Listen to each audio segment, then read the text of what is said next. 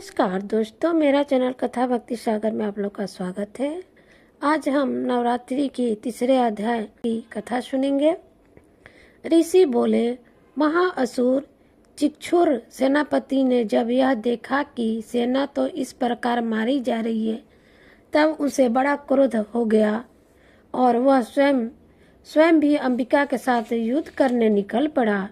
युद्ध में जाकर उसने देवी जी पे वाणों की वर्षा की, जैसे मेघ सुमेरु पर्वत की चोटी पर जाकर जल धारा बरसा रहा हो। तब देवी ने अपने वान समूहों को खेत में ही काट दिया। फिर वानों द्वारा उसके सारथी घोड़े को मार डाला। फिर झटपट उसका धनुष और ऊंची लहराती हुई ध्वजा काटकर गिरा दिए। जब उसका धनुष कट चुका था, तब अपने वानों से उसके अंग विंध डाले। जिसका सारथी एवं घोड़े मर चुके थे और धनुष कट चुका था, तब वह बिना रथ के पैदल तलवार ढाल लेकर देवी के रथ की ओर दौड़ा। तेज तलवार से सिंह पर जाते ही प्रहार कर दिया। फिर देवी जी की वाम भुजा पर जोरों से प्रहार किया। हे राजन, जो ही उनकी तलवार देवी की भुजा पर पड़ी तो यही टूट गई। फिर असुर ने क्रोध में आंखें लाल लाल करके शूल पकड़ लिया।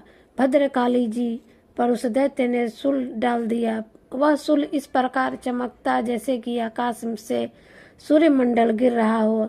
देवी जी ने अपनी ओर से आते हुए शूल को देख उस पर अपना शूल चला दिया, जिससे वह शूल सैकड़ों टुकड़ों में हो गया। साथ में उस चिक्षुर महादैत्य के प्राण निकाल गए। जब महिषासुर का बलवान सेनापति मारा गया, तब देवशत्रु चामर हाथी पर बैठकर आ गया और आते ही उसने अंबिका देवी पर शक्ति का प्रहार किया। श्री देवी जी ने हुंकार की द्वारा ही तेजहीन कर उसे जमीन पर गिरा दिया। अपनी शक्ति को गिरता हुआ देखकर चामर को बड़ा क्रोध आया। उसने पुनः शूल का प्रहार किया। शूल को भी देवी जी ने वानों द्वारा उछाल डाला। तब सिंह उछलकर हाथी के मस्तक पर चढ़ बैठा। फिर दैत्य के साथ भुजा युद्ध करने लगा। वे दोनों परस्पर लड़ते लड़ते उस हाथी पर से नीचे पृथ्वी पर आ गिरे और भयंकर प्रहारों से प्रस्त युद्ध करने लगे। तब बड़े वेग से सिंह ऊपर उछलता और ऊपर आकाश से नीचे की ओर गिरते गिरते पंजों के प्रहार से दैत्य चामर का सिर धड़ से अलग कर दिया। देवी जी ने शिला पर एक वृक्ष आदि युद्ध में उद्रक को मार डाला। फिर करल को भी दांतों, मुक्का एवं थप्पड़ों के द्वारा मार डाला। क्रोध में परिपूर्ण देवी ने गदा की चोट से उद्धत को चूर चूर कर दिया। भिंदीपाल शस्त्र द्वारा वास्कल तथा वानों द्वारा अंधक एवं ताम्र को मारकर यमराज भेज दिया।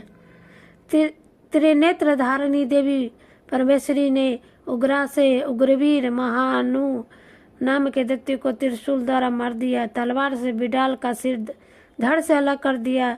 दुर्धव और दुर्मुख इन दोनों को वानों द्वारा यमपुरी पहुंचा दिया। इस प्रकार अपनी सेना का नाश होता देख भैंसे का रूप बनाकर महिषासुर उस गणों को डराने लगा। कुछ एक गणों पर अपने नथनों से प्रहार किए, दूसरे को सिंह से फाड़ डाला। कुछ एक को वेग द्वारा, दूसरे को सिंहनाद द्वारा और घूमने से, अन्य को श्वास आयु द्वारा पृथ्वी पर गिरा दिया। इस प्रकार गण सेना को गिराकर वह महिषासुर की ओर झपटा।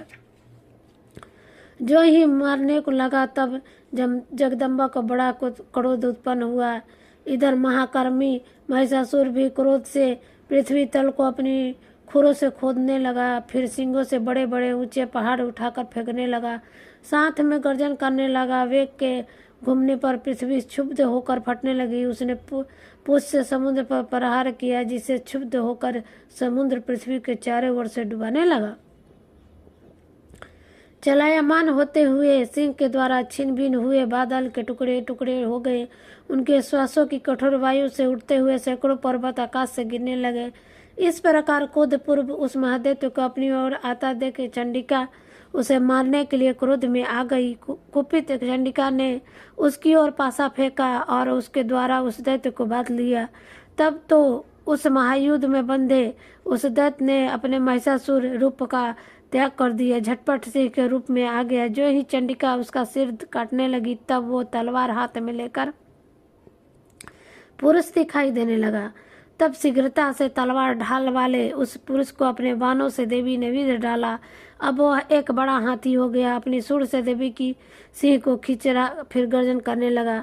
उनके खींचते समय उसकी खड्ग के द्वारा देवी ने उसकी सूंड को काट दिया। फिर वह महादैत्य भैंसों के रूप में आ गया, चराचर त्रिलोकी को सताने लगा। तो जगदम्बा चंडिका क्रोध में आकर फिर उस उत्तम मधुपान करने लगी और लाल लाल नेत्र उसके हंसने लगी। वह दैत्य भी बल पराक्रम के मद में उन्मत्त होकर गरजने लगा। उसने सिंह से पहाड़ उठा उठाकर देवी को ओर फेंकने लगा। देवी जी ने भी अपने बाणों के सम्मुख से उसके फेंके हुए पर्वत को चूर चूर कर दिया। तब सुरापन के मद के कारण लाल लाल नेत्र वाली चंडिका जी ने कुछ अस्त व्यस्त शब्दों में कहा। देवी जी बोली, हे मुढ़, जब मैं मधुपान कर लूँ तब तक तू क्षण भर के लिए गरज ले। मेरे द्वारा संग्राम भूमि में तेरा वध हो जाने पर ही शीघ्र ही देवता भी गर्जन करेंगे। ऋषि बोले। इस प्रकार देवी जी कहकर उस महादैत्य पर चढ़ गई। पांव से दबाकर दैत्य के कंठ पर त्रिशूल से वार कर दिया। देवी के पांव से दबे हुए उस दैत्य ने अपने मुख से बाहर निकलने का प्रयत्न दूसरे रूप में किया। आधी आधा निकल ही पाया कि देवी जी ने अपने पराक्रम द्वारा उसे वहीं रोक दिया। आधा निकल कर भी उस दैत्य ने युद्ध करना नहीं छोड़ा। तब देवी जी ने अपनी तेज तलवार से उसका सिर काटकर नीचे गिरा दिया। दैत्य सेना हाहाकार करने लगी। तब उस सारी सेना का भी देवी जी ने नाश कर दिया। सभी देवताओं अत्यंत प्रसन्न हुए। दिव्य महर्षि के साथ सभी देवताओं ने स्तुति की। गर्जन वर्धन गायन किया। अप्सराएं नाचने लगी। इस तरह इस दुष्ट का नाश हो गया।